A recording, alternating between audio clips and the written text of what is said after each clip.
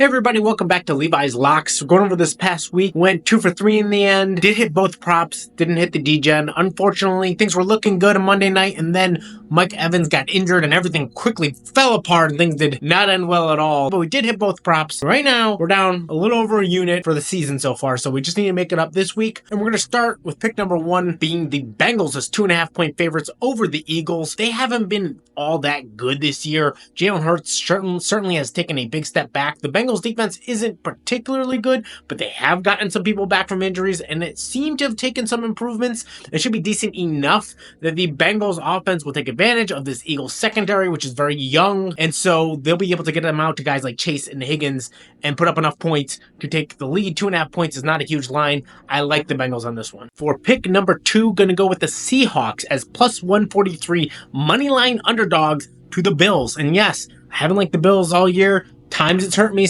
times it's worked out for me. But the Bills, they didn't look real impressive last week either. Yeah, the Titans are terrible. They still started off down 10-0. In the previous couple games, they didn't look particularly good. If the Jets didn't miss 2 field goals, they might have lost to a Jets team that is not that good. Lost badly the weeks before that. The Seahawks are pretty good. They did beat up on the Falcons. The Seahawks are going to give these Bills problems. Even with Amari Cooper there, that defense can be confusing enough. They'll cause enough issues. The Seahawks offense looks good. This Bills defense isn't that great. Take the Seahawks. Second week in a row, they're going to come through as money line underdogs. For pick number 3, I am picking a huge favorite, but it just makes too much sense. And that is the Broncos as 9-point favorites over the Panthers. So yes, 9 points is a lot, and you typically like to avoid those. But the Panthers are truly terrible. At the same time, what makes you feel confident in this is the Broncos defense. The Broncos defense looks really good. Excellent. And last week you saw that when they're winning, they put the foot on the neck. They tend to not give up those late points that some teams do, and so you feel good about them covering lines, even a big line like that.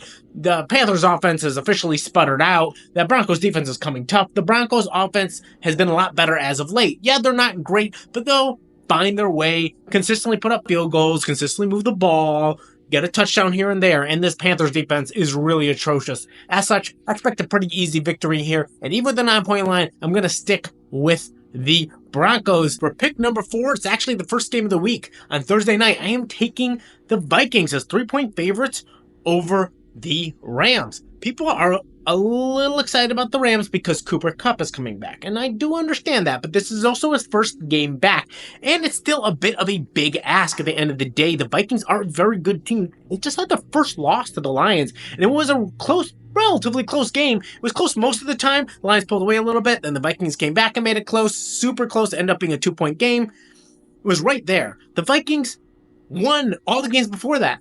Like, people have just forgotten all the teams that they beat. They're a very good team, and the Rams still are very beat up just because they got back Cooper Kupp. They still are missing a lot of guys. At the end of the day, the Vikings come through with the victory. And lastly, for pick number 5, I'm going to go with the Houston Texans as 6-point favorites over the Colts.